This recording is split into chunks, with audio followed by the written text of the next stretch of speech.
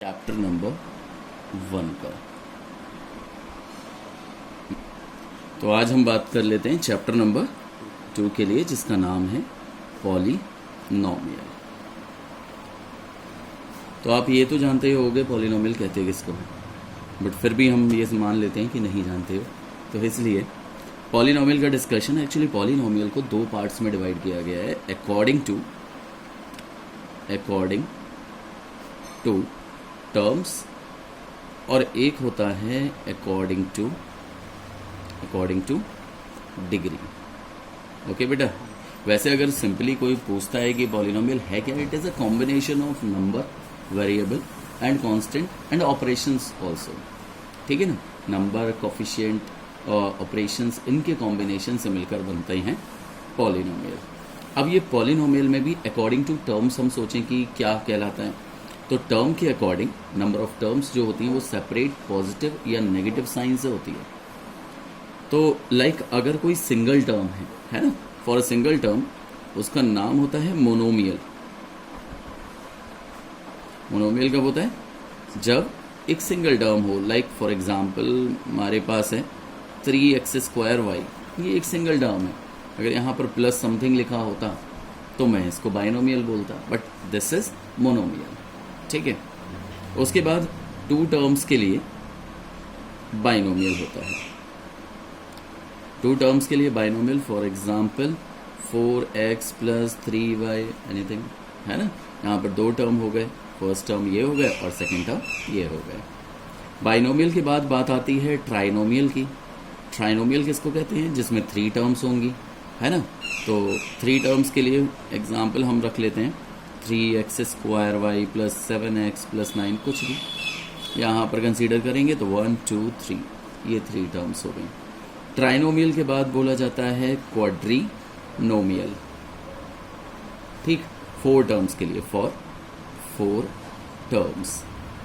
ठीक है, इसके अलावा मोर देन 4 टर्म्स के लिए मल्टीनोमियल का यूज़ किया जाता है, मल्टीनोमियल। क्लियर है ये बात? इसके अलावा हम लोग बात कर रहे थे अकॉर्डिंग टू डिग्री इनके नाम क्या होते हैं, है ना। तो अकॉर्डिंग टू डिग्री अगर हम डिस्कशन करते हैं तो ये कह सकते हैं कि डिग्री 1 वाले जो होते हैं, जिनकी डिग्री 1 होती है, उसको कहा जाता है लीनियर इक्वेशन या लीनियर पॉलिनोमियल, है ना, जिसकी डिग्री 1 होती है। आप डिग्री की पहचान कैसे करेंगे? जैसे मेरे पास कोई पॉलिनोमियल है 3x + 2, तो यहाँ पर वेरिएबल की मैक्सिमम पावर आप देखो क्या है, एक्चुअली कुछ दे ही नहीं रखी, तो इसका मतलब 1 होती है। तो 1 है, तो इसलिए डिग्री ऑफ दिस पॉलिनोमियल 1 कहलाएगा, और इसीलिए इसको लीनियर कहा गया है। जबकि अगर मैं ये कहूँ कि जिसकी डिग्री 2 हो, उसको हम क्या बोलेंगे? क्वाड्रेटिक। क्या बोलेंगे? क्वाड्रेटिक। फॉर एग्जाम्पल, ऐसा पॉलिनोमियल जिसकी मैक्सिमम डिग्री 2 हो, जैसे जितनी भी टर्म हो, लाइक मेरे पास है 2x² + 5x + 9, तो यहाँ पर 3 टर्म है, और इन तीनों टर्म में अगर हम फर्स्ट टर्म की डिग्री सबसे ज़्यादा है, और वो भी कितनी है? 2, तो इसलिए इसको कहा गया है क्वाड्रेटिक। और जिनकी डिग्री 3 होती है, तो इसको क्या कहा जाएगा? Cubic equation. ठीक है, for example cubic equation maximum power 3 होनी चाहिए, लाइक ऐसे कुछ लिखा है, कुछ भी लिखा है ना, बट मैक्सिमम पावर इज 3। उसके बाद जिनकी डिग्री 4 होती है, पता है उसको क्या कहते हैं? क्यूबिक, तो 3 को कहते हैं। ऐसे अगर इसके लिए हमें सेलेक्ट करना है तो बाई क्वाड्रेटिक नाम दिया गया है इसका, बाई क्वाड्रेटिक। ठीक है, 4 के लिए।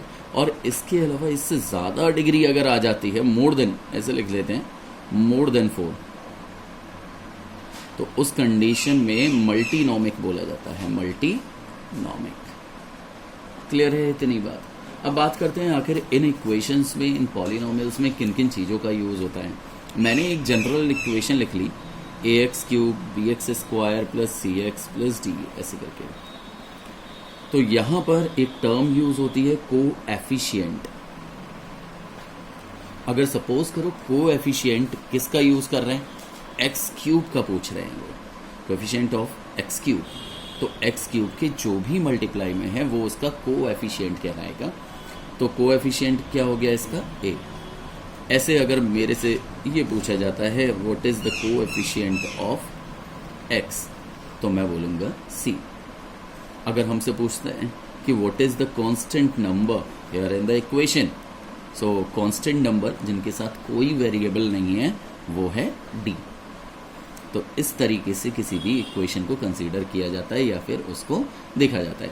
अब हम बात करते हैं, आखिर एक टर्म यूज होती है लीडिंग कोएफिशिएंट, टर्म यूज होती है लीडिंग कोएफिशिएंट। आप जानते हैं लीडिंग कोएफिशिएंट किसे कहते हैं? लीडिंग कोएफिशिएंट का मतलब एक तरीके से अगर देखा जाए तो एक ऐसा कोएफिशिएंट जो कि सबसे मैक्सिमम पावर का होता है। जैसे कि इसी इक्वेशन में अगर लीडिंग कोएफिशिएंट की बात करें तो मैं ए बोलूँगा, क्योंकि मैक्सिमम पावर 3 है और उसके साथ कोएफिशिएंट ए है, इसलिए लीडिंग कोएफिशिएंट ए कहलाएगा।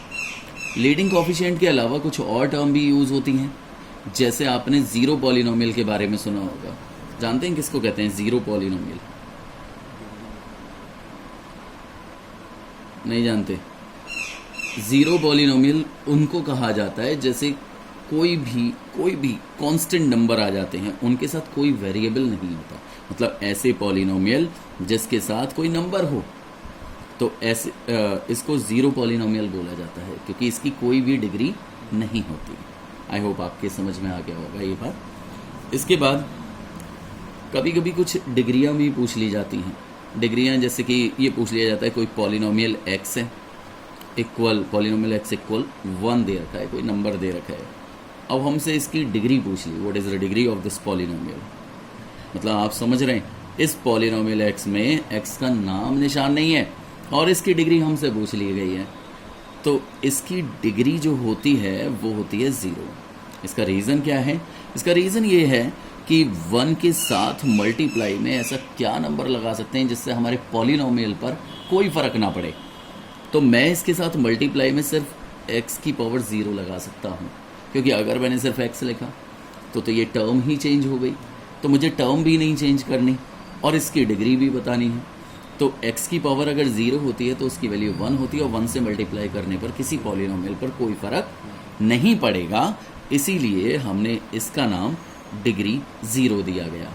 ठीक है, कोई पॉलिनोमियल सपोज करिए आपके पास है 0 और आपसे पूछा गया इसकी डिग्री क्या है, तो आप कहेंगे इसकी डिग्री है इनफाइनाइट। आखिर इनफाइनाइट क्यों बोल रहा हूँ मैं? क्योंकि 0 के मल्टीप्लाई में कुछ भी लिखूं 0 ही आना है। आइदर मैं समझूं x की पावर 1 भी हो सकता है, 2 भी हो सकता है, 3 भी हो सकता है, कुछ भी हो सकता है, तो इस वजह से मैंने इनफाइनाइट लिखा। आई होप आपके ये बात समझ में आ गई होगी। इसके अलावा कुछ और टर्म्स का भी यूज़ किया जाता है, मैं उसके बारे में भी अभी ही आपको समझा देता हूँ। जैसे कुछ ज़ीरोज़ ऑफ पॉलिनोमियल, आखिर ये ज़ीरोज़ ऑफ पॉलिनोमियल है क्या?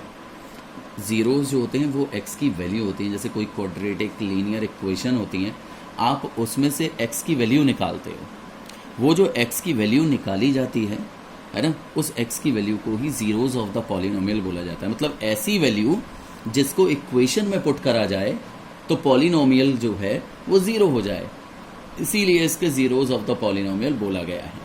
जैसे सपोज करिए मेरे पास एक इक्वेशन है 2x - 1 इक्वल 2x - 1, ये है, और मुझे ज़ीरोज़ ऑफ दिस पॉलिनोमियल बताना है, तो इसका ज़ीरो ऑफ द पॉलिनोमियल जो है वो 1/2 होगा। 1/2 क्यों होगा? क्योंकि 1/2 को पुट करने के बाद 1 - 1 0 आ रहा है ना। और आखिर ये आया कैसे? अब बात करते हैं आया कैसे।